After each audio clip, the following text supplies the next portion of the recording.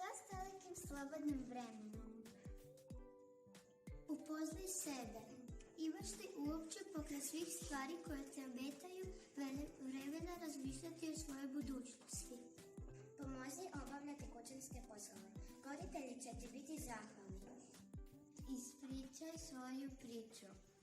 Uljepšaj svijet nikada ispričanom pričom.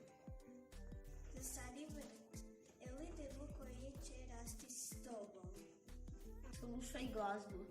Pronađi na radiju svoju omiljenu radio stanicu i pjevuši uz nju cijeli dan. Upoznaj roditelje. Zvuči smiješno, ali razmisli. Poznaješ li ih uistinu? Posjeti stariju osobu. Poslušaj njezinu životnu priču.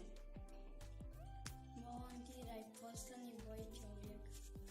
Fotografiraj, ali ne mobilnim telefonom. Provozaj se biciklom. Potroši 500 kalorija u jednom satu. Promatraj u oči svijet oko sebe. Budi gamer. Igraj društvene igre, ali ne online. Budi umjetnik.